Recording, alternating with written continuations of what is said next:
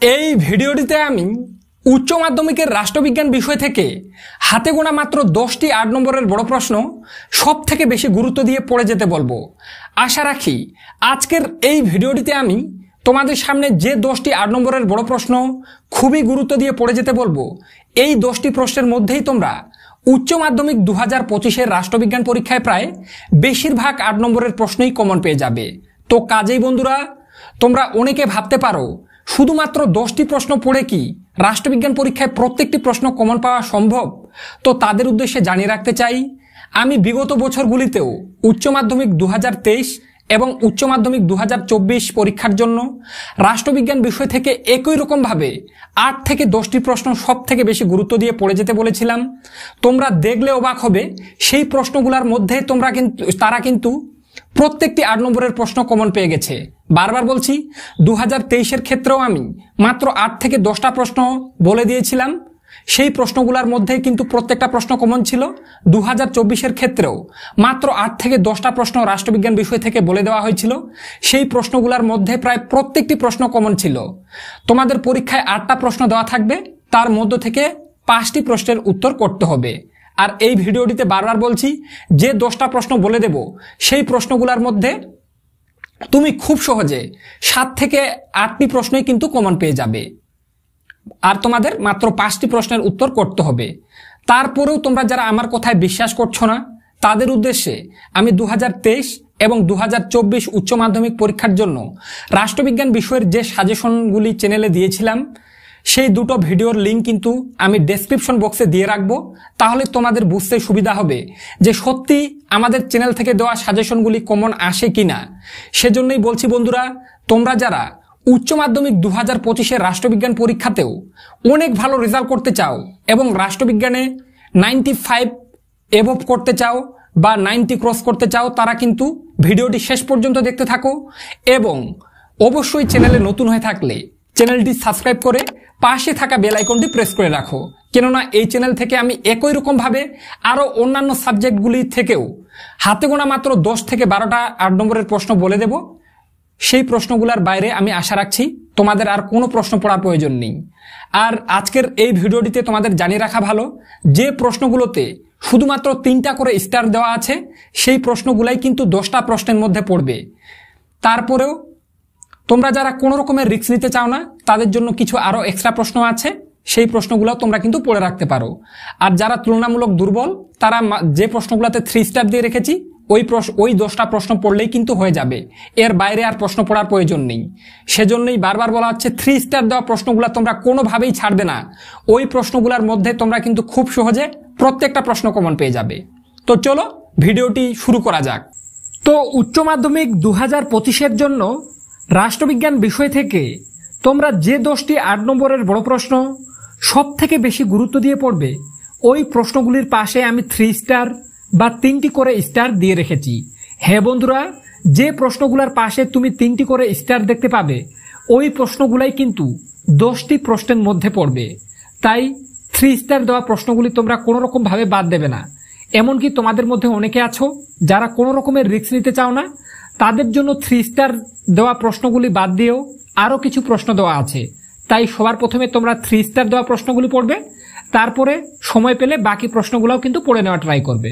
তো চলো প্রথমে দেখে নেব রাষ্ট্রবিজ্ঞানের প্রথম অধ্যায় থেকে তোমরা কোন প্রশ্নগুলি গুরুত্ব দিয়ে পড়বে। 1 নম্বরে, বিশ্বায়ন কাকে বলে? বিশ্বায়নের প্রকৃতি বা বিভিন্ন রূপ আলোচনা করো। তো প্রথম অধ্যায় থেকে সব থেকে গুরুত্ব দিয়ে তোমরা এই প্রশ্নটা পড়ো। এই প্রশ্নটা পরীক্ষায় 100% তোমরা কমন পেয়ে গেছো। এইরকম টাইপের একটা প্রশ্ন, তোমাদের গিয়ে শুধু উত্তর লেখার বাকি। হ্যাঁ বন্ধুরা, তার জন্য তোমরা পাশে 3 স্টার দেখতে পাচ্ছ। আমি বলে দিচ্ছি, প্রথম অধ্যায় থেকে সব থেকে গুরুত্ব দিয়ে তোমরা এই প্রশ্নটা পড়বে। এই প্রশ্নটা এবছরে তোমরা 100% পরীক্ষায় দেখতে পাবে, আমি তোমাদের প্রথমেই বলে দিচ্ছি। তাই কোনো রকম ভাবে এই প্রশ্নটা বাদ দেবে না। এরপরে 2 নম্বরে, ক্ষমতা বলতে কি বোঝো? ক্ষমতার মূল উপাদানগুলি সংক্ষেপে বর্ণনা করো। প্রথম অধ্যায় থেকে এই প্রশ্নটাও একদম চূড়ান্ত গুরুত্বপূর্ণ। ধরে নিতে পারো এই প্রশ্নটা পরীক্ষায় এসে গেছে, তোমাদের গিয়ে উত্তর লেখার বাকি। কেননা প্রথম অধ্যায় থেকে তোমাদের 2টো 8 নম্বরের প্রশ্ন পরীক্ষায় দেওয়া থাকে, যে কোনো একটি প্রশ্নের উত্তর তোমাদেরকে কিন্তু করতে হয়। তো আমার মনে হয় প্রথম অধ্যায় থেকে প্রথমে 2টো প্রশ্নই তোমরা কমন পেয়ে যাবে, তার মধ্য থেকে একটি প্রশ্নের উত্তর তোমাদেরকে করতে হবে। তাই তোমরা যারা তুলনামূলক পিছিয়ে পড়া স্টুডেন্ট, তারা যদি প্রথম অধ্যায় থেকে প্রথমের দুটো প্রশ্ন পড়ে রাখো, তোমার আর এক্সট্রা প্রশ্ন পড়ার প্রয়োজন নেই। প্রথমের দুটো প্রশ্ন থেকে তুমি একটা প্রশ্ন 100% কমন পাবে। সারা ইউটিউবে বন্ধুরা তোমাদেরকে এতটা ডিটেলসে প্রত্যেকটা প্রশ্ন পড়ে পড়ে কেউ বলবে না। শুধুমাত্র আমাদের চ্যানেল রিয়াজ টিউটোরিয়াল থেকে প্রতি বছরের ন্যায় এবারও বলে দেওয়া হচ্ছে, যে প্রশ্নগুলো এই চ্যানেল থেকে বলে দেওয়া হবে প্রত্যেকটা প্রশ্ন তোমরা কিন্তু এই প্রশ্নগুলোর মধ্যেই কমন পাবে। তাই তোমরা যারা উচ্চ মাধ্যমিক 2025-এর পরীক্ষায় আমাদের চ্যানেল থেকে দেওয়া সাজেশনগুলি ফলো করে অনেক ভালো রেজাল্ট করতে চাও, তারা অবশ্যই চ্যানেলটি সাবস্ক্রাইব করে পাশে থাকা বেল আইকনটি প্রেস করে রাখো। এরপরে 3 নম্বরের প্রশ্ন প্রথম অধ্যায়েরই দেখে নাও। জাতীয় স্বার্থের সংজ্ঞা দাও, জাতীয় স্বার্থ রক্ষার উপায়গুলি আলোচনা করো। তো যারা এক্সট্রা প্রশ্ন পড়তে পারবে তারা কিন্তু এই প্রশ্নটাও পড়ে রাখবে। এই প্রশ্নটাও কিন্তু গুরুত্বপূর্ণ। তবে আমার মনে হয় প্রথম অধ্যায় থেকে প্রথমে দুটো প্রশ্ন পড়ে রাখলে, যারা পিছিয়ে পড়া স্টুডেন্ট তোমরা যদি প্রথমে দুটো প্রশ্ন পড়ে রাখো তাহলে তৃতীয় প্রশ্নটা পড়ার প্রয়োজন নেই। আর এই 3টি প্রশ্ন আমি তোমাদেরকে মনে করে দিতে চাই, প্রথম অধ্যায়ের প্রথম 3টি প্রশ্নেরই উত্তর কিন্তু আমি ইতিমধ্যে আমার চ্যানেলে আপলোড করে রেখেছি। তোমরা যারা সেই ভিডিওটি দেখোনি তারা ডেসক্রিপশন বক্সে লিঙ্ক পেয়ে যাবে। এই 3টি প্রশ্নেরই 8 নম্বরের 3টি প্রশ্নেরই উত্তর কিন্তু আমি আমার একটা ভিডিওতে আলোচনা করেছি। তো কিভাবে লিখলে তোমরা 8 এ 8 পাবে সেই ভিডিওটা দেখলে একটা সম্পূর্ণ ধারণা পেয়ে যাবে। তাই তোমরা যারা সেই ভিডিওটিও দেখতে চাও তারা ডেসক্রিপশন বক্সে প্রথম অধ্যায় 3টি 8 নম্বরের বড় প্রশ্নেরই উত্তর পেয়ে যাবে। এরপরে দেখে নেব পঞ্চম অধ্যায়ে। তো পঞ্চম অধ্যায় থেকে তুমি যে প্রশ্নটি এবছরের জন্য সবথেকে গুরুত্ব দিয়ে পড়বে দেখে নাও। 1 নম্বরে উদারনীতিবাদ কাকে বলে, উদারনীতিবাদের মূল বৈশিষ্ট্যগুলি আলোচনা করো। তো পঞ্চম অধ্যায় থেকে সবথেকে বেশি গুরুত্ব দিয়ে এবছরে এই প্রশ্নটা পড়ো। এই প্রশ্নটিও পরীক্ষায় তোমরা একদম 100% কমন পেয়ে বসে আছো বলে আমার মনে হয়। কেননা এই প্রশ্নটা চূড়ান্ত গুরুত্বপূর্ণ এবছরের জন্য, সেজন্য আমি পাশে 4 স্টার দিয়ে রেখেছি। আজকের সাজেশনে কোনো ভিডিওতে কোনো প্রশ্নতে কিন্তু আমি 4 স্টার দিয়ে রাখিনি, শুধুমাত্র একটা প্রশ্নতেই দিয়ে রেখেছি। এই প্রশ্নটা পঞ্চম অধ্যায় থেকে সব থেকে বেশি গুরুত্ব দিয়ে পড়ো, পরীক্ষায় আসার চান্স প্রবল, তাই কোনোভাবে এই প্রশ্নটা বাদ দেওয়া যাবে না। এরপরে 2 নম্বর প্রশ্ন, পঞ্চম অধ্যায় থেকে 2 নম্বরের প্রশ্ন তোমরা যেটা গুরুত্ব দিয়ে পড়বে সেটা হলো মার্কসের রাষ্ট্র সম্পর্কিত তত্ত্বটি আলোচনা করো। এই প্রশ্নটাও চূড়ান্ত গুরুত্বপূর্ণ। তোমরা দেখতেই পাচ্ছ যে পাশে 3 স্টার দেওয়া আছে। তো পঞ্চম অধ্যায় থেকে প্রথমে দুটো প্রশ্ন তোমার যদি ভালোভাবে পড়া থাকে, তুমি একদম পুরো কনফিডেন্সের সাথে পরীক্ষা দিতে যাও, একটা প্রশ্ন কিন্তু 100% কমন পাবে। আর যারা তুলনামূলক পিছিয়ে পড়া স্টুডেন্ট তারা কিন্তু প্রথমের 2টা প্রশ্নই পড়বে। আর যারা এক্সট্রা প্রশ্ন পড়তে পারবে তাদের ক্ষেত্রে আমি একটা আরো প্রশ্ন পড়তে বলবো, কেননা পঞ্চম অধ্যায় থেকে কোনো প্রশ্নতে কিন্তু অথবা দেওয়া থাকে না বন্ধুরা। তাই তোমরা প্রথমের 2টো প্রশ্ন পড়ে রাখার পরে একটা আরো প্রশ্ন পড়ে রাখবে, সেটা হলো গান্ধীজির সত্যাগ্রহ সম্পর্কিত ধারণাটি উপর একটি সংক্ষিপ্ত টিকা লেখো। এই প্রশ্নটাও গুরুত্বপূর্ণ। পঞ্চম অধ্যায় থেকে প্রথমের 2টো প্রশ্ন পড়ার পরে তোমরা 3 নম্বর প্রশ্নটা পড়ে রাখবে। তবে তোমাদের বলে রাখতে চাই যে পঞ্চম অধ্যায়ের প্রথমের প্রশ্নটা উদারনীতিবাদ কাকে বলে, উদারনীতিবাদের মূল বৈশিষ্ট্যগুলি আলোচনা করো, এই প্রশ্নটা চূড়ান্ত গুরুত্বপূর্ণ। তোমরা ধরে নিতে পারো এই প্রশ্নটা পরীক্ষায় এসে গেছে। বারবার বলছি, সারা ইউটিউবে এমন ভাবে তোমাদেরকে পড়ে পড়ে কেউ শোনাবে না, এমন বলবে না প্রত্যেকটা প্রশ্ন কোনটা সবথেকে গুরুত্বপূর্ণ। তাই তোমাদের যাদের আজকের এই ভিডিওটি ভালো লাগছে তারা অবশ্যই ভিডিওটিতে একটি লাইক করে দিয়ে চ্যানেলটি সাবস্ক্রাইব করে পাশে থাকা বেল আইকনটি প্রেস করে রাখো। তোমরা যদি আমাদের চ্যানেল থেকে প্রত্যেকটা সাজেশন ফলো করে উচ্চ মাধ্যমিক পরীক্ষা দিতে যাও তাহলে তোমাদের রেজাল্ট কিন্তু ভালো হতে বাধ্য বন্ধুরা। এরপরে দেখে নেব 7ম অধ্যায়। তোমরা অনেকে ভাবতে পারো দাদা ডিরেক্ট 7ম অধ্যায় কেন? তো আমি তোমাদের বলে রাখতে চাই 6ষ্ঠ অধ্যায়ের প্রশ্নগুলো নিয়ে আমরা পরে আলোচনা করব। মানে ভিডিওটির শেষে আমি 6ষ্ঠ অধ্যায়ের প্রশ্নগুলি নিয়ে আলোচনা করব। তো চলো দেখে নেব এরপরে 7ম অধ্যায়। 1 নম্বরের প্রশ্ন, ভারতের রাষ্ট্রপতির ক্ষমতা ও কার্যাবলী আলোচনা করো। 7ম অধ্যায় থেকে সবথেকে বেশি গুরুত্ব দিয়ে এই প্রশ্নটা পড়ো। এরপরে 2 নম্বরে ভারতের কোনো একটি রাজ্যের মুখ্যমন্ত্রীর ক্ষমতা ও পদমর্যাদা আলোচনা করো। তো 7ম অধ্যায় থেকে এই 2টা প্রশ্নই তোমরা পরীক্ষায় কমন পেয়ে গেছো। আমি তোমাদের এখনই বলে দিচ্ছি, এই 2টো প্রশ্নই পরীক্ষায় এসে গেছে। তোমরা এখনই ভেবে নাও কোন প্রশ্নটির উত্তর তোমরা করবে, কেননা 7ম অধ্যায়ের প্রশ্নতে অথবা দেওয়া থাকে। আমি তোমাদেরকে গ্যারান্টি দিয়ে বলছি এই দুটো প্রশ্নই তোমরা পরীক্ষায় কমন পাবে। প্রথমে দেওয়া থাকবে ভারতের রাষ্ট্রপতির ক্ষমতা ও কার্যাবলী, আর তার সাথে অথবা দেওয়া থাকবে মুখ্যমন্ত্রীর ক্ষমতা ও পদমর্যাদা। দুটো প্রশ্নই 100% কমন পাবে। তাই এতটা ডিটেলসে আমি প্রত্যেকটা প্রশ্ন কোনগুলা গুরুত্বপূর্ণ বারবার বলছি তোমাদের। ভিডিওটি ভালো লেগে থাকলে অবশ্যই চ্যানেলটি সাবস্ক্রাইব করে রাখো, কেননা আমি অন্যান্য চ্যানেলের মতো নবম শ্রেণী, অষ্টম শ্রেণী কিংবা দশম শ্রেণীর জন্য ভিডিও বানাই না। শুধুমাত্র উচ্চ মাধ্যমিকের ছাত্রছাত্রীদের জন্যই কিন্তু ভিডিও বানিয়ে এসেছি। আর এখানকার প্রত্যেকটা প্রশ্ন রাষ্ট্রবিজ্ঞান বিষয়ের বিভিন্ন অভিজ্ঞ টিচারের পরামর্শ নিয়ে, তাছাড়া প্রত্যেকটা প্রশ্ন বিভিন্ন রিসার্চ করে কিন্তু প্রত্যেকটা প্রশ্ন তোমাদের সামনে তুলে ধরা হচ্ছে। তাই বারবার বলা হচ্ছে কোথায় ট্রাস্ট রেখে প্রত্যেকটি প্রশ্ন পড়ে ফেলো, তোমার কিন্তু পরীক্ষার রেজাল্ট ভালো হতে বাধ্য। আমি 2023-2024 সালে যে প্রশ্নগুলো দিয়েছি একটা প্রশ্ন বাদ যায়নি, প্রত্যেকটা সেগুলার মধ্যেই কমন এসেছে। মাত্র 8 থেকে 10টা করে প্রশ্ন বলে দিই। তোমরা যারা কথাটা বিশ্বাস করো না তারা ডেসক্রিপশনে দুটো ভিডিও পেয়ে যাবে, 2023 সালের এবং 2024 সালের রাষ্ট্রবিজ্ঞানের সাজেশন। সেগুলা দেখলেই তোমরা বুঝতে পারবে সত্যি আমাদের চ্যানেল থেকে প্রশ্ন কমন আসে কি না। এরপরে দেখে নেব অষ্টম অধ্যায়। তো অষ্টম অধ্যায় থেকে এবছরের জন্য তোমরা সব থেকে বেশি গুরুত্ব দিয়ে পড়বে যে প্রশ্নটা, দেখে নাও 1 নম্বরে ভারতীয় পার্লামেন্টের আইন পাশের পদ্ধতি ব্যাখ্যা করো। অষ্টম অধ্যায় থেকে যদি প্রশ্ন আসে এবছরে তাহলে ধরে নিতে পারো এই প্রশ্নটাই তোমরা কমন পাবে, কেননা খুবই গুরুত্বপূর্ণ এই প্রশ্নটা। একদম তোমরা লিখে নিতে পারো, এই প্রশ্নটা আসার চান্স প্রবল। এর আগের বারও আসার চান্স ছিল কিন্তু আসেনি, তাই এবছরে সবথেকে গুরুত্ব দিয়ে এই প্রশ্নটা পড়বে। এই প্রশ্নটা হয়ে যাওয়ার পরে 2 নম্বরের প্রশ্ন ভারতীয় পার্লামেন্টের ক্ষমতা ও কার্যাবলী আলোচনা করো। তো অষ্টম অধ্যায় থেকে প্রথমের দুটো প্রশ্ন সব থেকে বেশি গুরুত্বপূর্ণ। যারা পিছিয়ে পড়া স্টুডেন্ট তারা প্রথমের দুটো প্রশ্ন পড়লেই কিন্তু হয়ে যাবে।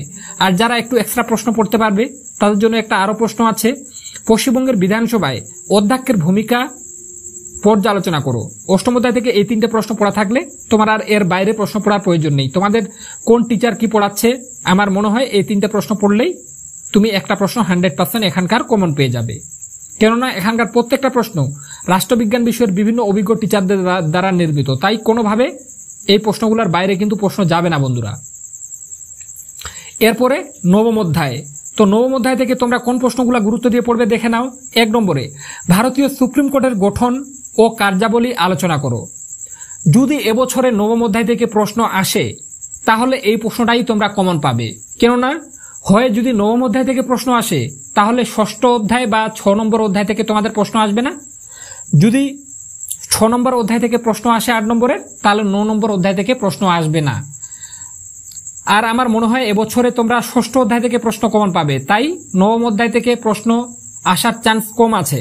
তবুও যেহেতু প্রশ্ন আমি করব না তাই বলা যায় না, তাই নবম অধ্যায় থেকে আমি সবথেকে বেশি গুরুত্ব দিয়ে পড়তে বলছি ভারতের সুপ্রিম কোর্টের গঠন ও কার্যাবলী আলোচনা করো। এই প্রশ্নটা সব থেকে বেশি গুরুত্বপূর্ণ ধরে নিতে পারো। যদি নবম অধ্যায় থেকে প্রশ্ন আসে তাহলে এই প্রশ্নটাই কমন পাবে। এরপরে নবম অধ্যায়ের 2 নম্বর প্রশ্ন ক্রেতা সুরক্ষা আদালতের উপর একটি সংক্ষিপ্ত টিকা লেখো। এই প্রশ্নটাও চূড়ান্ত গুরুত্বপূর্ণ, কোনোভাবে বাদ দেওয়া যাবে না। এরপরে 3 নম্বরে ভারতের বিচার ব্যবস্থার বৈশিষ্ট্য আলোচনা করো। এই প্রশ্নটাও গুরুত্বপূর্ণ, তবে নবম অধ্যায় থেকে প্রথমের প্রশ্নটা একটু বেশি গুরুত্বপূর্ণ। প্রথমের প্রশ্নটা হয়ে যাওয়ার পরে তোমরা 2 নম্বর এবং 3 নম্বরের প্রশ্নগুলো পড়বে। আর যারা তুলনামূলক দুর্বল তারা প্রথমের প্রশ্নটা 2 নম্বর প্রশ্নটা পড়লেই হয়ে যাবে। এরপরে দেখে নেব ষষ্ঠ অধ্যায়। বারবার বলছি তোমাদের, যদি নবম অধ্যায় থেকে প্রশ্ন আসে তাহলে ষষ্ঠ অধ্যায় থেকে আসবে না। যদি ষষ্ঠ অধ্যায় থেকে প্রশ্ন আসে তাহলে নবম অধ্যায় থেকে প্রশ্ন আসবে না। প্রতি বছর একটি অধ্যায় থেকে তোমাদের প্রশ্ন আসে না। যদি নবম অধ্যায় থেকে আসে তাহলে ষষ্ঠ অধ্যায় থেকে আসবে না। বারবার বলছি, যদি ষষ্ঠ অধ্যায় থেকে আসে তাহলে নবম অধ্যায় থেকে আসবে না। সেজন্য আমি ষষ্ঠ অধ্যায়টা সবার শেষে আমি তোমাদের সামনে তুলে ধরছি। তো ষষ্ঠ অধ্যায় থেকে এবছরে প্রশ্ন আসার চান্স সবথেকে বেশি নবম অধ্যায়ের চেয়ে। তো সবথেকে গুরুত্ব দিয়ে পড়বে ষষ্ঠ অধ্যায় থেকে এবছরে ক্ষমতা স্বতন্ত্রীকরণ নীতির পক্ষে ও বিপক্ষে যুক্তিগুলি আলোচনা করো। খুবই গুরুত্বপূর্ণ প্রশ্ন। এই প্রশ্নটাই কিছুটা ঘুরিয়ে দেওয়া থাকতে পারে। ক্ষমতা স্বতন্ত্রীকরণ নীতি বলতে কি বোঝো? কঠোর ক্ষমতা স্বতন্ত্রীকরণ নীতি সম্ভব নয়, কাম্য নয়। মন্তব্যটির যথার্থতা বিচার করো। তো প্রশ্নটা যেভাবেই দেওয়া থাক উত্তর কিন্তু একই ধরনের হবে। তাই এই প্রশ্নটা তোমরা একটু ভালোভাবে রেডি করে রাখবে। প্রশ্নপত্রে তোমাদের এমনভাবেই দেওয়ার চান্স বেশি, ক্ষমতা স্বতন্ত্রীকরণ নীতির পক্ষে ও বিপক্ষে যুক্তিগুলি আলোচনা করো। প্রশ্নে যদি এই প্রশ্নটা দেওয়া থাকে প্রশ্নপত্রে, তোমরা কিন্তু এভাবেই পাবে। আর ষষ্ঠ অধ্যায় থেকে সবথেকে গুরুত্বপূর্ণ এবছরে এই প্রশ্নটাই। এই প্রশ্নটা হয়ে যাওয়ার পরে তোমরা যে প্রশ্নটা পড়বে দ্বিকক্ষ বিশিষ্ট আইনসভার পক্ষে ও বিপক্ষে যুক্তি দাও। এই প্রশ্নটা তোমরা পরীক্ষায় কমন পেয়ে গেছো, এই ধরনের একটা প্রশ্ন। এই প্রশ্নটাই কিছুটা ঘুরিয়ে দেওয়া থাকতে পারে, এক কক্ষ বিশিষ্ট আইনসভার পক্ষে বিপক্ষে যুক্তি দাও। তো বন্ধুরা, তোমাদের এক্ষেত্রে জানিয়ে রাখতে চাই, দ্বিকক্ষ বিশিষ্ট আইনসভার যেটা পক্ষে হবে এক কক্ষ বিশিষ্ট আইনসভার সেটা বিপক্ষে, আর যেটা দ্বিকক্ষ বিশিষ্ট আইনসভার বিপক্ষে হবে সেটা এক কক্ষ বিশিষ্ট আইনসভার পক্ষে। তো প্রশ্নটা কিন্তু বুঝে উত্তর করবে বন্ধুরা, উত্তর কিন্তু একটাই হবে, প্রশ্নটা যেভাবে ঘুরিয়ে দেওয়া থাক। তো সেজন্যই কিন্তু আমি পাশে 3 স্টার দিয়ে রেখেছি, তোমরা দেখতেই পাচ্ছ। তো ষষ্ঠ অধ্যায় থেকে প্রথমে দুটো প্রশ্ন পড়া থাকলে আমার মনে হয় এর বাইরে প্রশ্ন পড়ার প্রয়োজন নেই, এজন্য প্রথমে দুটো প্রশ্নতে আমি 3 স্টার দিয়ে রেখেছি। আর যারা একটা এক্সট্রা প্রশ্ন পড়তে পারবে তাদের জন্য দেওয়া আছে, বিচার বিভাগীয় সমীক্ষা বলতে কি বোঝো, বিচার বিভাগীয় স্বাধীনতা কিভাবে সংরক্ষিত হয় তা ব্যাখ্যা করো। তো বন্ধুরা, আজকের এই ভিডিওটিতে আমি যে প্রশ্নগুলোর পাশে 3 স্টার দিয়ে রেখেছি সবার প্রথমে তোমরা ওই প্রশ্নগুলো পড়ে রাখার ট্রাই করো। আর ওই প্রশ্নগুলো হয়ে যাওয়ার পরে তোমরা চাইলে বাকি প্রশ্নগুলোও পড়ে রাখতে পারো, কেননা প্রত্যেকের জীবনে উচ্চ মাধ্যমিক পরীক্ষা একবারে আসে, তাই কোনো রকমের রিস্ক নেওয়া ঠিক হবে না। আর আজকের এই ভিডিওটিতে আমি যে প্রশ্নগুলো বলে দিলাম এই প্রশ্নগুলোর বাইরে আর কোনো প্রশ্ন যাবে না, প্রত্যেকটা বড় প্রশ্ন 8 নম্বরের তোমরা আজকের এই ভিডিওটি থেকেই কমন পেয়ে যাবে। বিগত বছরগুলির ক্ষেত্রেও বিকল্প হয়নি, এবছরও বিকল্প হবে না। তাই তোমরা যারা ভিডিওটির মাধ্যমে একটু হলেও উপকৃত হয়েছো এবং বাকি সাবজেক্টগুলোরও গুরুত্বপূর্ণ ভিডিওগুলি পেতে চাও, তারা অবশ্যই চ্যানেলটি সাবস্ক্রাইব করে পাশে থাকা বেল আইকনটি প্রেস করে রাখো। তো দেখা হবে নেক্সট কোনো ভিডিওতে।